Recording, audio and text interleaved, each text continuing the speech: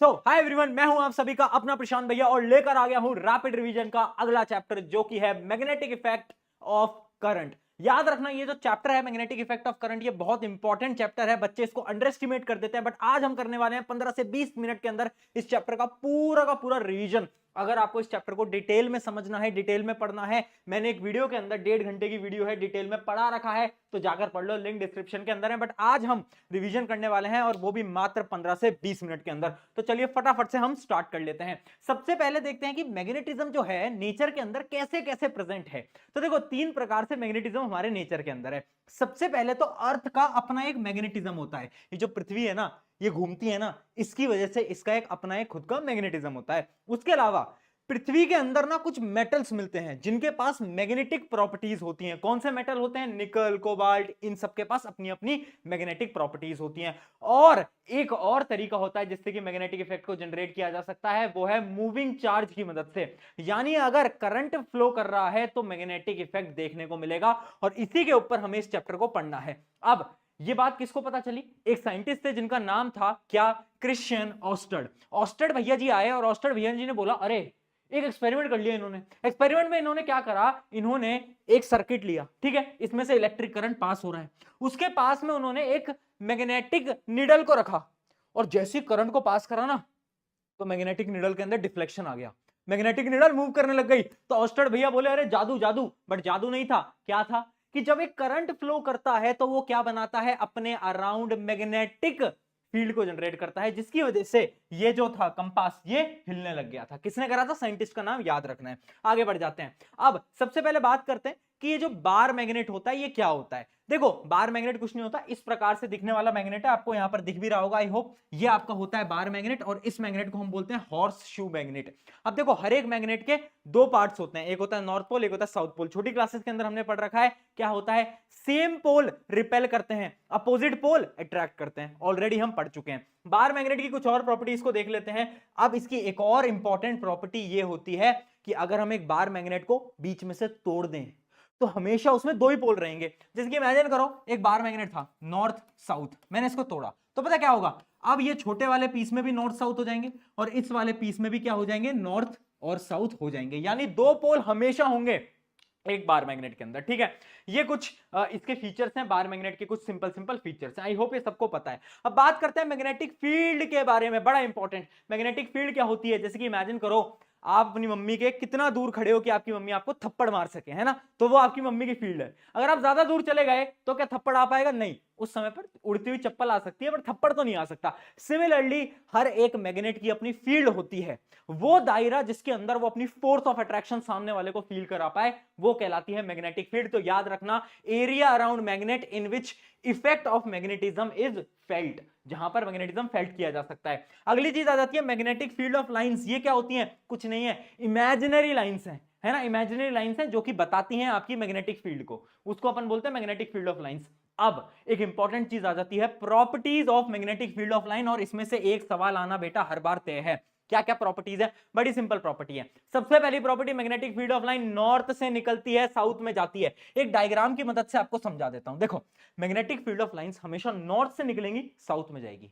Magnet के बाहर, magnet के अंदर ये साउथ से नॉर्थ में जाएगी। यानी magnetic field of lines form a close loop. देखो, एक लूप बन रहा है, एक लूप बन रहा है, एक लूप बन रहा है, ठीक है। अगली प्रॉपर्टी क्या है? अगली प्रॉपर्टी ये है, जहां पर magnetic field of lines pass होंगी ना, क्लोज होंगी, वहां पर मैग्नेटिक फील्ड की जो स्ट्रेंथ है ना, वो भी ज्यादा होगी। जैसे कि पोल्स पे देखो, पोल्स पे कितने पास पास में, पोल्स पे आप देख सकते हो कितने पास पास में। तो यहां पर क्या है ना, यहां पर मैग्नेटिक फील्ड की जो स्ट्रेंथ है, ताकत है, वो ज्यादा होगी, जबकि इन डायरेक्शंस में कम होगी, ठीक है। ये चीज समझ आ गई। उसके अलावा अगर हम किसी भी मैग्नेटिक फील्ड ऑफ लाइंस पे एक टेंजेंट ड्रॉ कर देंगे, एक स्ट्रेट लाइन ऐसे ड्रॉ कर देंगे, तो वो क्या बताएगा? वो बताएगा डायरेक्शन ऑफ मैग्नेटिक फील्ड। अगली प्रॉपर्टी क्या है? कोई भी 2 मैग्नेटिक फील्ड ऑफ लाइंस आपस में इंटरसेक्ट नहीं कर सकती।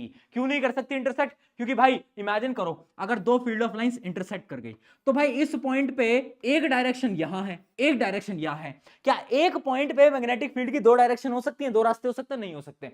इस वजह से मैग्नेटिक फील्ड ऑफ लाइंस कभी भी इंटरसेक्ट नहीं करती। ये कुछ 4-5 इसकी इंपॉर्टेंट फीचर्स हैं, इंपॉर्टेंट प्रॉपर्टीज हैं, ये याद रखना, सवाल पक्का आएगा आपसे, प्रॉपर्टीज हर बार पूछी जाती हैं। चलिए आगे बढ़ जाते हैं। अगला क्या है? Maxwell right hand thumb rule. अब Maxwell right hand thumb rule क्या है, देखो बेटा, अब हमें यह पता चल गया कि एक जो करंट कैरिंग वायर है वो मैग्नेटिक फील्ड को जनरेट करता है, बट उसकी डायरेक्शन क्या है। तो मैक्सवेल थंब रूल क्या बताता है कि अगर हम करंट की डायरेक्शन में अपने थंब को पॉइंट करें, ठीक है, और अपनी फिंगर्स को हम उसके अराउंड में कर्ल करें, देख पा रहे हो बेटा, देख पा रहे हो, फिंगर्स को हम कर्ल करें, तो जिस डायरेक्शन में हम फिंगर्स को बेटा ऐसे कर्ल करते हैं ना, जिस डायरेक्शन में हम फिंगर्स को कर्ल कर रहे हैं, वो ही डायरेक्शन होगी किसकी, मैग्नेटिक फील्ड की। एग्जांपल से समझते हैं, इमेजिन करो एक तार है, यही तार है, ये इस डायरेक्शन में करंट को कैरी कर रहा है, तो मैं अपने थंब को ऐसे रखूंगा, ठीक है, उसके बाद अपनी फिंगर्स को कर्ल करूंगा, यानी मैग्नेटिक फील्ड ऑफ लाइंस कैसी होंगी, ऐसी ऐसी घूम रही होंगी, कैसी, ऐसी, और इसको हम बोलते हैं कंसेंट्रिक सर्कल्स, कंसेंट्रिक सर्कल्स। तो यानी एक स्ट्रेट वायर के अंदर जो मैग्नेटिक फील्ड की डायरेक्शन होती है वो कैसी होती है, कंसेंट्रिक सर्कल्स की फॉर्म में होती है, ठीक है। आई होप ये समझ में आ गया होगा। अगली चीज समझो, एक और इंपॉर्टेंट चीज मैं आपको बता देता हूं यहां पर, अगर अगर इमेजिन करो वायर ऐसे है, तो हम थंब को कैसे पॉइंट करेंगे, थंब को हम यहां पॉइंट करेंगे, थंब को हम नीचे की तरफ पॉइंट करेंगे और अपनी फिंगर को मैं ऐसे कर्ल करूंगा, फिंगर को मैं ऐसे कर्ल करूंगा, समझ पा रहे हो।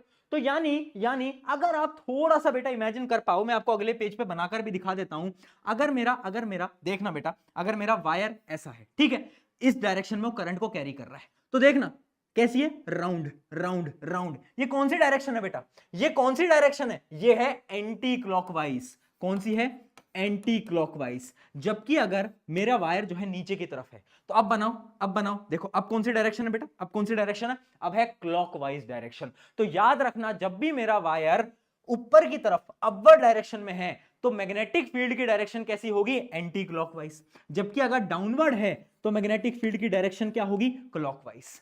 और इस पे भी एमसीक्यू के अंदर सवाल पूछा जा चुका है ऑलरेडी, तो याद रखना एंटी क्लॉकवाइज क्लॉकवाइज कंफ्यूज नहीं होना है, बड़ा ही सिंपल कॉन्सेप्ट है, ठीक है। अगर ऊपर है एंटी क्लॉकवाइज, नीचे है तो क्या, क्लॉकवाइज, इतना ध्यान रखना, ठीक है। अब इसी के ऊपर भी एक एक्सपेरिमेंट किया गया था, ये चीज पता कैसे चली, एक्सपेरिमेंट की मदद से। साइंटिस्ट ने क्या करा था, यहां पर एक कागज लिया, उस कागज के ऊपर बहुत सारे मेटेलिक छोटे छोटे टुकड़े डाल दिए, है ना, जो आपके आयरन के टुकड़े होते हैं वो डाल दिए। अब इसमें से करंट पास किया, जब करंट पास करा ना, तो थोड़ी देर में देखा कि जो आयरन के टुकड़े थे ना, ये एक शेप के अंदर बन गए, एक कंसेंट्रिक सर्कल की शेप में, जिसके आप यहां पर देख पा रहे होगे, ऐसे राउंड राउंड राउंड राउंड इस शेप के अंदर बन गए।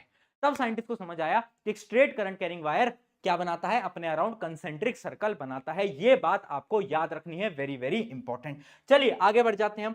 अगला कॉन्सेप्ट क्या है हमारा, magnetic field of lines due to current carrying loop. देखो इमेजिन करो, अभी हम स्ट्रेट वायर की बात कर रहे थे, अब अगर मैं बात करूं एक लूप की, लूप क्या होता है, एक सर्कल। इमेजिन करो एक सर्कल के अंदर करंट कैरी कर रहा है, तो उसके अराउंड मैग्नेटिक फील्ड कैसी होगी। बड़ा इंपॉर्टेंट डायग्राम है बेटा, ये डायग्राम आपको याद करना पड़ेगा। देखो अगर आप देखोगे इस छोटे से पार्ट के अंदर, इस छोटे से पार्ट के अंदर जहां पर करंट की डायरेक्शन कैसी है, करंट ऐसे घूम रहा है, करंट ऐसे घूम रहा है, ठीक है, तो हम थंब रूल को लगाएंगे, थंब रूल को लगाएंगे और हम देखेंगे अच्छा सर्कल है ना। सिमिलरली यहां पर करंट ऐसे है, हम देखेंगे सर्कल है ना। तो दोनों ही एंड्स पे कैसी होगी मैग्नेटिक फील्ड, सर्कल होगी, ठीक है। बट यहां पर समझने की बात यह है, एक सर्कुलर लूप के सेंटर पॉइंट पे, जो सेंटर पॉइंट होता है उसमें मैग्नेटिक फील्ड की डायरेक्शन हमेशा स्ट्रेट होती है, सीधी होती है। यानी अगर ये लूप है बेटा, इमेजिन करना है लूप है, इसके एंड्स पे तो sir round round round round round magnetic field होगी, बट जो सेंटर है ना, उसके अंदर मैग्नेटिक फील्ड ऐसी होगी, सीधी अंदर की तरफ जा रही होगी, सीधी सीधी, देख पा रहे हो, हाँ। तो ये जो है ये बड़ा इंपॉर्टेंट कॉन्सेप्ट है, और ये डायग्राम भी बार बार पूछा जाता है कि करंट कैरिंग लूप के अंदर आखिर मैग्नेटिक फील्ड की डायरेक्शन कैसी होती है। तो ये डायग्राम आप बना के आना, और याद रखना सेंटर में कैसी होती है, एकदम सीधी हो रही होती है। अब आगे बात करते हैं सोलिनॉइड। बेटा सोलिनॉइड क्या होता है, कुछ नहीं है, अभी हम एक लूप की बात कर रहे थे। अगर हम बहुत सारी लूप को घुमा दें, यानी एक वायर को लो, एक तार को लो और उसको घुमाते जाओ घुमाते जाओ घुमाते जाओ घुमाते जाओ, क्या बना देता है, वो बना देता है सोलिनॉइड। सोलिनॉइड कुछ इस प्रकार से आपको दिख रहा होता है, ठीक है। तो सोलिनॉइड क्या है, कुछ नहीं है, जब हम बहुत बार वायर्स के लूप बना देते हैं तो उसको हम बोलते हैं क्या, सोलिनॉइड। अब मैंने इसको एक बैटरी से कनेक्ट कर दिया और इसमें से करंट को मैंने पास होने दिया। अब जब मैंने करंट को पास होने दिया, तो एक बात बताओ, एक लूप के अंदर, एक मान लो करंट ऐसे जा रहा है, ठीक है, एक लूप के अंदर मैग्नेटिक फील्ड की डायरेक्शन कैसी होती है, सेंटर में कैसी होती है, अंदर की तरफ, है ना। यहां पर कितने सारे लूप्स हैं, यानी यहां पर मैग्नेटिक फील्ड की डायरेक्शन एकदम स्ट्रेट होगी। तो याद रखना सोलिनॉइड के अंदर मैग्नेटिक फील्ड की कैसी डायरेक्शन होती है, एकदम स्ट्रेट, एकदम स्ट्रेट, है ना। और उसके बाहर कैसी होती है, बाहर तो आप देख सकते हो, है ना, बाहर तो आप देख सकते हो। तो एक सोलिनॉइड जो होता है ना, वो सोलिनॉइड आपका एक बार मैग्नेट की तरह बिहेव करता है। यानी बार मैग्नेट जैसे क्या होता था, north pole south pole, north से निकलती थी magnetic field of line, south के अंदर जाती थी, ठीक है। और मैग्नेट के अंदर क्या होता था, मैग्नेट के अंदर साउथ से नॉर्थ में जाती थी, हाँ या ना, याद आ रहा है, चमक रहा है, बहुत बढ़िया। तो यानी वही कहानी है। तो solenoid work as a bar magnet, north से साउथ, अंदर साउथ से नॉर्थ। बट फर्क इतना है कि बार मैग्नेट परमानेंट मैग्नेट है, बट ये परमानेंट मैग्नेट नहीं है। अगर मैं यहां से बैटरी को हटा दूंगा तो क्या होगा, बैटरी हटते ही सर्किट खत्म, सर्किट खत्म, तो इसकी मैग्नेटिक पावर भी खत्म। तो याद रखना, याद रखना, सोलिनॉइड क्या है, कुछ नहीं है, कॉइल को मैंने घुमाकर एक ऐसी शेप बना दी है जिसकी मदद से मैंने एक बार मैग्नेट जनरेट कर लिया है, उसी को हम बोलते हैं सोलिनॉइड। अच्छा, एक चीज और याद रखना, ये कॉन्सेप्ट होता है इलेक्ट्रोमैग्नेट का। इलेक्ट्रोमैग्नेट क्या होता है, आपने देखा है मूवीज के अंदर वो बड़ी बड़ी क्रेन यूज की जाती हैं जिससे कि किसी भी चीज को ऐसे चिपका लेते हैं, देखा है आपने, बड़ी बड़ी गाड़ियां आती है ऐसे चिपक जाती हैं किसी चीज के, वो क्या होता है, वो एक प्रकार का इलेक्ट्रोमैग्नेट होता है। यानी वो मैग्नेट जो कि इलेक्ट्रिसिटी की मदद से चल रहा है उसको हम बोलते हैं इलेक्ट्रोमैग्नेट, और वो कुछ नहीं होता, वो सोलिनॉइड ही होता है। अच्छा, अब एक बड़ा इंपॉर्टेंट सवाल, ये बताओ कि सोलिनॉइड की मैग्नेटिक फील्ड की जो ताकत है, जो स्ट्रेंथ है, वो किस किस चीज पे डिपेंड करेगी। पहली चीज क्या है, याद रखना, नंबर ऑफ टर्न्स, यानी आपने कितने टर्न्स करे हैं कॉइल के अंदर, यानी कॉइल जो है वो कितनी ज्यादा घूमी हुई है, जितने ज्यादा टर्न्स होंगे उतनी ज्यादा मैग्नेटिक फील्ड की स्ट्रेंथ होगी। अगला देखते हैं, अगला है अमाउंट ऑफ करंट, जितना ज्यादा करंट होगा उतनी ज्यादा क्या होगा, मैग्नेटिक फील्ड की स्ट्रेंथ होने वाली है। अगला क्या है, अगला है रेडियस ऑफ कॉइल, कॉइल की जो रेडियस होगी वो भी डिपेंड करती है किसके ऊपर, आपकी मैग्नेटिक फील्ड ऑफ स्ट्रेंथ के ऊपर। अगला क्या है, material of core of solenoid, solenoid के अंदर ना बीच में हम एक मटेरियल डालते हैं, है ना, मेजरली हम सॉफ्ट आयरन डालते हैं ताकि वो अपनी मैग्नेटिक प्रॉपर्टीज दिखा पाए। तो वो जो कोर है ना, कोर, आप अंदर कौन सा मटेरियल डाल रहे हो वो भी बहुत इंपॉर्टेंट है। तो याद रखना ये 4 फैक्टर होते हैं जिसकी मदद से हम मैग्नेटिक फील्ड की जो स्ट्रेंथ है वो डिपेंड करती है, ठीक है। इन 4 फैक्टर्स के ऊपर याद रखना है, सवाल पूछा गया था ये भी बोर्ड के अंदर कि कौन कौन से फैक्टर हैं जिस पे डिपेंड करता है, तो इन चारों फैक्टर को आपको याद रखना है। डन, यहां तक क्लियर। अब देखो इलेक्ट्रोमैग्नेट और परमानेंट मैग्नेट पे एक डिफरेंस देख लेते हैं। पहला डिफरेंस क्या है कि इलेक्ट्रोमैग्नेट अपनी मैग्नेटिक स्ट्रेंथ को बदल सकता है, कैसे बदल सकता है, करंट को तेज कर लो, बट परमानेंट मैग्नेट की स्ट्रेंथ नहीं बदल सकता, है ना। इलेक्ट्रोमैग्नेट अपनी डायरेक्शन को बदल सकता है, कैसे बदल सकता है, अगर मैंने करंट की डायरेक्शन बदल दी इसकी भी डायरेक्शन बदल जाएगी, बट परमानेंट मैग्नेट अपनी डायरेक्शन नहीं बदल सकता, ठीक है। तो ऐसे ही कुछ 4-5 पॉइंट यहां पर लिखे हुए हैं, है ना, आप देख भी सकते हो। Strength changes with current, loses magnetism when current stop, जैसे करंट को रोक देंगे तो क्या हो जाएगा, मैग्नेटिज्म अपना रुक जाएगा। उसके अलावा need electricity to stay magnetic, electricity की इसको जरूरत पड़ रही होती है ना। पोल्स कैन बी स्विच, अगर हम करंट को बदल देंगे तो नॉर्थ साउथ पोल भी बदल जाएंगे, जबकि इनमें ये कुछ भी नहीं होता।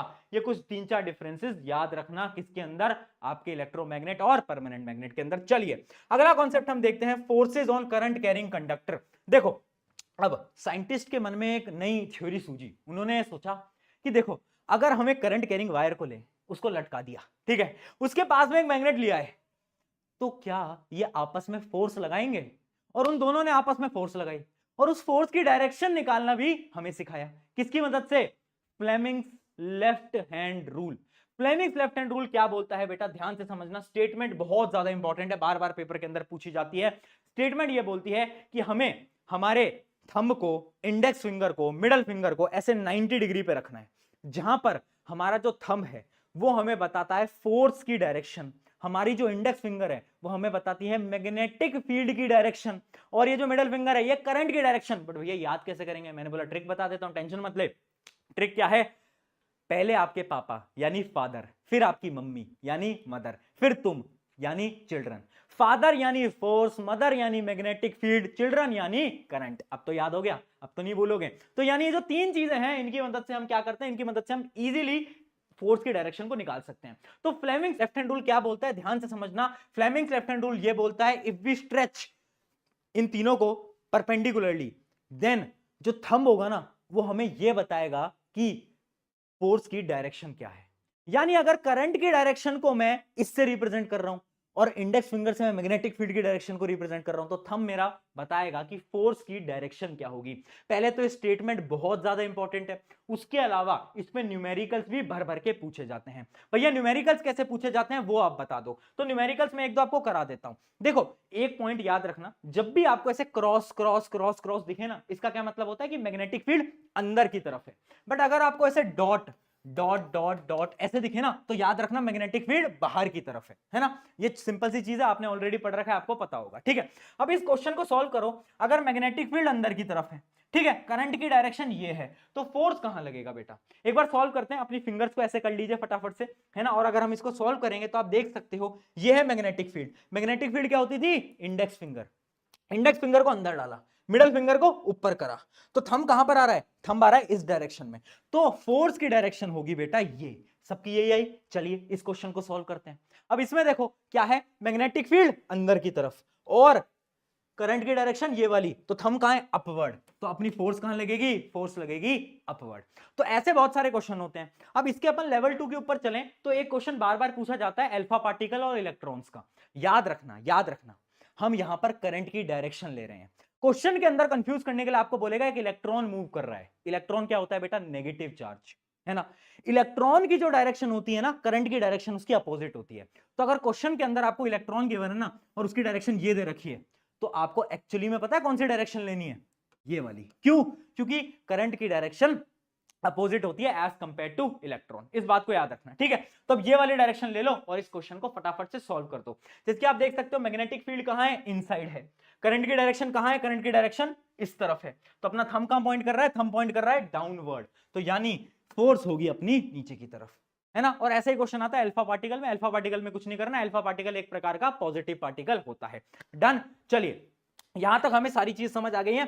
ऐसे बहुत सारे न्यूमेरिकल आप अलग अलग किताबों से प्रैक्टिस कर सकते हो। अब हम बढ़ते हैं आखिरी टॉपिक की तरफ, जो कि है डोमेस्टिक सर्किट। देखना बेटा, डोमेस्टिक सर्किट दो टाइप का होता है ना। हमारे घरों के अंदर जो बिजली आ रही होती है वो एसी के अंदर आती है, जो कि होता है आपका अल्टरनेटिंग करंट। उसके अलावा एक और चीज होती है जो कि होता है आपका डायरेक्ट करंट, जो कि आपकी बैटरीज के अंदर होता है। अब इसके डिफरेंस पे सवाल बिल्कुल पूछा जा सकता है, डिफरेंसेस याद कर लेना। देखो अल्टरनेटिंग करंट क्या होता है ना, बेसिकली अल्टरनेटिंग करंट आपका होता है लॉन्ग डिस्टेंस ट्रेवल करने के लिए। यहां पर करंट जो होता है ना वो अपनी डायरेक्शन बदलता रहता है ना। कभी इधर चला कभी उधर चला, अपनी डायरेक्शन बदलता रहता है। और काम क्या होता है इसका?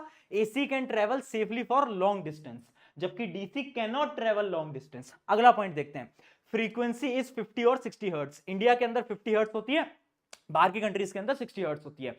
ये 50 हर्ट्ज 60 हर्ट्ज का मतलब क्या है? इसका है मतलब है कि जो मूवमेंट हो रही है ना बेटा, वो क्या हो रहा है? 50 मूवमेंट हो रही है एक सेकंड के अंदर। इसका ये मतलब है 50 हर्ट्ज, ठीक है बेटा। तो ये हो गया 50 hertz 60 hertz depending upon the country. यहां पर कोई फ्रीक्वेंसी नहीं होती, जीरो फ्रीक्वेंसी होती है डीसी की। अगला, current direction reverses periodically. Current अपनी डायरेक्शन को बदलता रहता है, there is no change in direction. अगला, चीपर देन डीसी जनरेशन। ये थोड़ा सस्ता होता है, इसलिए आपके घरों में जितने भी बिजली के तार आते हैं वो एसी पे आते हैं, जबकि ये थोड़ा एक्सपेंसिव होता है, ये बैटरीज के अंदर यूज किया जाता है, ठीक है। ये डिफरेंस आपका इंपॉर्टेंट था। अब अगला जो हमारा पॉइंट बच जाता है वो है आपका क्या? वायर्स। देखो बेसिकली आपके घरों के अंदर तीन प्रकार के वायर्स आते हैं, है ना।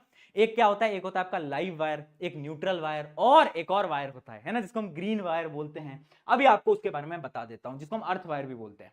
तो बेसिकली ये जो डायग्राम है इसकी मदद से मैं आपको समझा देता हूं। लाइव वायर हमेशा रेड कलर के वायर होते हैं जो कि करंट को लेकर जाते हैं, ठीक है। और जो आपके न्यूट्रल वायर होते हैं वो हमेशा ब्लैक कलर के होते हैं। याद रखना कलर क्या होता है इसका? इसका कलर होता है ब्लैक और उसका होता है रेड, ठीक है। तो रेड वाले जो है वो करंट को लेके जाते हैं, ब्लैक वाले करंट को वापस लाते हैं, ठीक है। यहां पर अगर हम देखें आपके घर का एक सिंपल सा सर्किट दे रखा है, लाइव वायर आया, ये आपका इलेक्ट्रिकल मीटर है जो कि आपके पैसे बताएगा कितने पैसे भरने हैं। ये आपका क्या है? डिस्ट्रीब्यूशन, अलग अलग वायर्स चले जाएंगे। यहां पर आपका अप्लायंस है, अप्लायंस पे आप देख सकते हो ग्रीन वायर और कनेक्टेड है। ये ग्रीन वायर क्या है? ये ग्रीन वायर है अर्थ वायर।